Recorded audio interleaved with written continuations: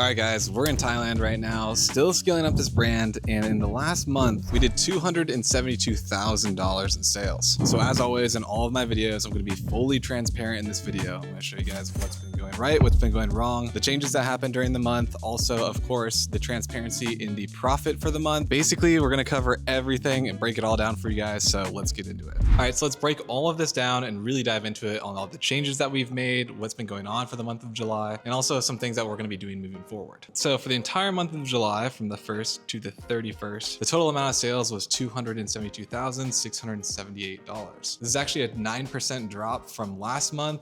Rewind to the other video if you already watched it. One of the last things that I was saying was that we were going to optimize these ads and scale it up even further. I'm expecting better next month once these all optimize and I can put them into structured campaigns. That didn't really happen, and I'll explain why in this video. But just looking at the general metrics, so again, $272,000, total orders of 2,819, returning customer rate of about 17%, which is up 38%, which is also a really good indication that people like the brand, they like the quality of it, and they're coming back and purchasing more. Average order value is up 6%, so $96.69 was the AOV. Conversion rate slightly dipped just a bit at 2.89%. Total sales over time and by social refer pretty much stays the same, mainly coming from Facebook and Instagram and some Google just through natural search because of that. Nothing too crazy to point out or no really major differences in terms of the metrics at an overall view. Let's talk about some of the changes that were made this month and things that were kind of occurring. So the first thing is actually some pretty good news. So Eric Trump commented on one of our ads. All he said was, "I did," but it's still pretty cool to have him see it and then also comment it and then validate that as well. The story behind this was that Eric Trump was playing at a Trump National course with some friends, and one of Eric's friends was actually wearing one of our polos. And Eric and his entire group commented on how they liked that polo, and the general manager overheard. And then after that, he requested that we make some custom polos for the pro shop. So essentially we're gonna have like a Haven rack in there. And if this goes well and it sells decently, then he's gonna recommend us to all of the other Trump National pro shops, and it could go essentially worldwide, which is a pretty sweet achievement. It's pretty crazy how it happened. I really hope that it sells well, and then we can just move into more of those actual pro shops and get some physical inventory at those places. So that was obviously a major win. And also during the month of July is the 4th of July. So this is obviously gonna be a high performing product and high performing day. So the 4th of July did really well. The email campaigns did really well. The advertisements did really well, ending at, I believe, the biggest day so far at $16,732 in sales, which is pretty sweet. And obviously that kind of coincided with a massive conversion rate on that day of 3.56%. Those are two kind of cool wins that happened over the month. There were a lot of negative things that happened, mainly revolving around the ad account on Facebook. During that month, we did a lot of creative testing, or tried to, I should say. I was testing a bunch of different creatives. I was testing CBOs versus ABOs. I was testing direct to website versus Facebook shop. So that was all fine, but then July 6th came, and thank God it was after July 4th, but July 6th came and I got a personal ad restriction on Facebook. It's happened before over the last month here and there, but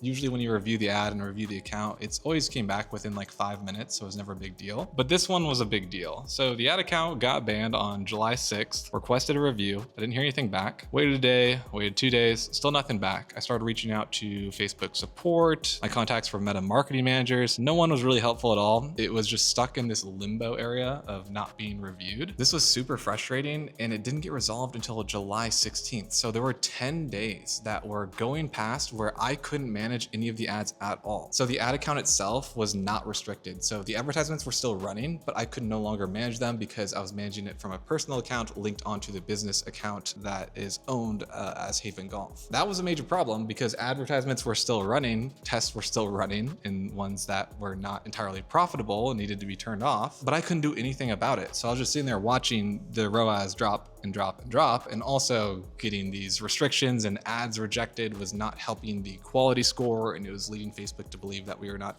an authentic company or something like that. But that is what it is. That's the name of the game. And I'm sure if you're watching this video, whether you're a beginner or you're scaling up, you've probably had an ad account restriction of some sort, and it's very, very frustrating. But let me tell you exactly how I got this back and what worked for me. So basically, long story short, there was nothing that anyone could do. No one really cared. Everyone's like, oh, you just kind of have to wait it out, blah, blah, blah. And on Facebook, since the restrictions were based on political, social issues and things like that, even though they're not, they're really just like not. I'm not like advocating for someone to vote for someone or anything. It doesn't really matter. But nonetheless, that's what they were flagged for and why the account was restricted. So they had an option to notarize the account. And one of the things that actually led to the account getting banned, just real quick, was I was in Italy at the time and I forgot to turn on my VPN. I don't even know if it helps or doesn't help, but they knew I was there. Then that they restricted the account. So they're like, we don't believe that you're in the United States, which I wasn't, but that's where the account's from. So there are two ways to get the account back. And it was going to be either sending a piece of mail to an Arizona address or getting the account notarized. I can't get the account notarized in the United States because I'm not there. So I sent a piece of mail back to our address and had a friend open it up and read the code. Finally got it after like 8 days, I think, or so on Facebook, maybe 9 days. Typed in the code, it worked. Asked me a couple questions about myself, like kind of like a credit check. Answered them. It said, we still can't verify you. I slept on it for one night and I woke up in the morning and I was like, I can just probably do an online notary. They put their like little stamp of approval on it. I sent it back to Facebook and within like 3 to 5 minutes, the account was fully back up and ready to start running ads again. So if this ever happens to you, try to get your account notarized. It does really help. It reinstated it pretty much immediately. But nonetheless, that was a massive bummer. That is 1/3 of the month that I was unable to manage ads. And I also believe, can't be proven, but I do think it really hit the account hard in terms of the rejections and the ad account ban. It kind of just started trickling down in terms of the robots. It was kind of just a big mess. So the month didn't go fully as planned in terms of return on ad spend. We are still profitable, but it was a big issue. So if that ever happens to you, check that out. It might help you out. So now the plan is to basically kind of have to like restart a lot of the ads. Even the ones that were performing really well are starting to do worse. So I have to do more creative testing, new campaign setups, all of that stuff. It's a big headache and it's a lot of work, but basically got to start scaling it up, not from zero, but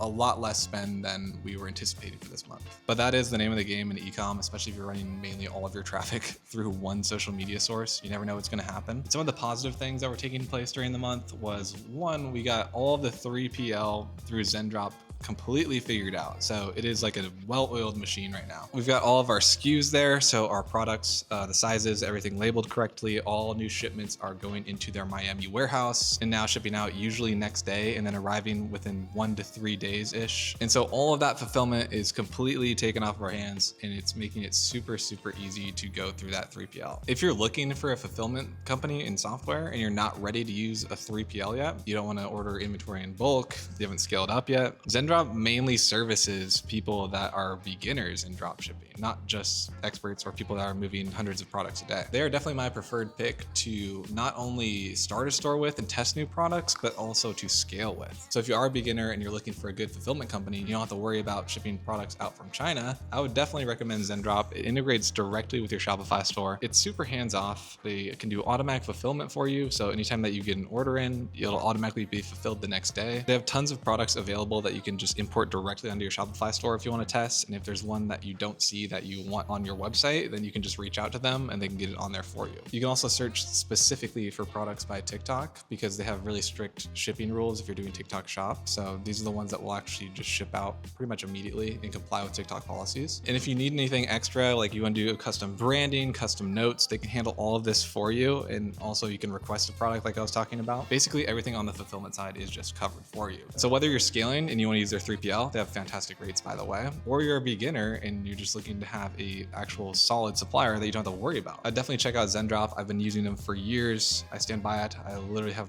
all of our products in inventory warehouse with them. So if you want to check out Zendrop, I'll have a link down below in the description. Another thing on a positive note, we added some new hats. We've got 3 new colorways of the hats. We've got the OG. It's a nice black and white colorway. We were trying to get a lot more products onto the website to get our AOV up and also build more brand credibility by having way more products on the website. We've also got the Old Glory. So it's like red, a deep blue and a white, which I think is a pretty sweet colorway as well. And then we've also got my new favorite one, which is the baby blue. So it's a lighter blue Haven and a white kind of base here. We're also expanding the product line even more in the polo section. So we've got 15 new design samples coming in that we're going to be releasing here pretty soon once we get them all confirmed and then we get the inventory in stock. Basically overall on the back end, we're kind of just trying to expand the brand in terms of design and also who it appeals to and making it more of a household brand name rather than just 1 or 2 or 3 top selling products. Another thing that is taking place here pretty soon is that we have a major influencer collab coming out. So this person has like around 3 million followers and they're gonna be posting our product with obviously a link and everything like that. So we're gonna have a major collab and probably gonna drive a ton of sales from it, which is gonna be super, super sick. This is especially important to start moving into this type of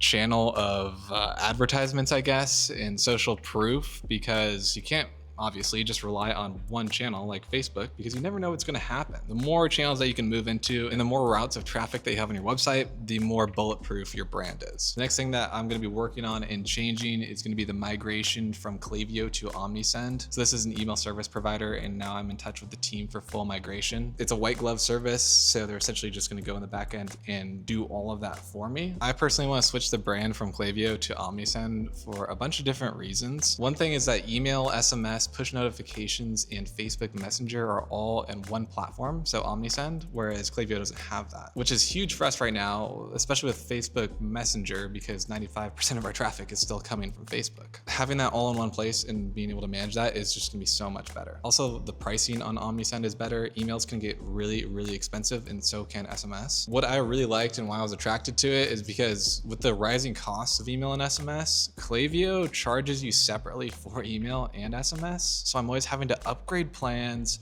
to add more text to be able to send out and more emails to send out. It just doesn't really make sense. It just feels like they keep increasing the cost. So OmniSend has SMS and email built into one plan and one price, making it cheaper, and you just don't have to worry about upgrading one or upgrading this one and then feeling like you're just getting kind of screwed over on the back end. One thing that's really, really annoying, especially with running campaigns with the amount of emails that we have and phone numbers, is that on Klaviyo, you cannot have an email and SMS campaign run at the same time. You have to do them separately. It's just kind of frustrating. I just want to send them all out at once in one campaign and just hit go. OmniSend figured out how to do this, so that's also just saving me time personally, essentially just kind of cutting the time in half that I have to work on those campaigns. I also find it a lot more beginner friendly to set up. And one of the biggest things, honestly, is the preset flows, which is really nice to have. Both on campaigns and automation, there's already flows set up for you that are optimized based on all of the data that they've collected. So if you want to create a welcome flow or an abandoned cart flow, once you link it onto your Shopify store, you can just click on create flow, and then it's like, okay, well, I want a welcome one. You can go in here and it'll show you a high order rate welcome flow, Wheel of Fortune welcome flow, one welcome flow for SMS as well as email. And it's already pretty much set up for you in terms of the template. So if you click on customize, it'll have everything in a way nicer layout, in my opinion, where it shows you where the trigger filters are, the workflow. It's going to wait for 1 minute. It's going to send this. It's going to wait for 1 day. It's going to send this. It's going to wait for 4 days. It's going to send this. And you can fully customize and edit all of these to the way that you want them to look. And you can change completely everything about it. What's really nice is just it's so much more intuitive to set these things up and drag them over where you want and have splits where you want and set up your email flows that way. You don't have to think about the structure of them. You just have to think about more of the design of them. So I'm going to be going through that process over the next month or so. I'm probably going to have more of an updated documentation of the migration, but I'm super stoked for it because it's going to save money. It's going to make things a lot easier. It's going to save me time as well. I've been doing e-commerce for a long time, so trust me on this one. It's a way better place to get started or scale your business with. You're going to save money, time. It's just going to simplify everything for you again, so you can focus on the more important things. So if you want to join me in switching over to OmniSend, or you're brand new and you want to just start with them, I'll also have a link down below in the description for that as well. All right, now let's break down everything. So what the profit was, what the margins were, what things cost for the month, and just give some full transparency on that, because I feel like a lot of people online do not do that. All right, so let's take a look for the month of July. So we had a total revenue of $272,678.30. So with the biggest costs that you can see here in July was advertising, with all the issues that I just talked about. A little over $163,000 in spend. It's not going to be as great of a ROAS because of everything that happened. So it was a little disappointing, but hey, we're being transparent here. So just going to be straightforward on what happened, why it wasn't as good as last month. So the next expense was shipping costs. We charge for shipping, but we also have to pay for shipping. Again, Zendrop gave us a great deal on the 3PL warehousing plus shipping. So the average cost per order is about $5.50.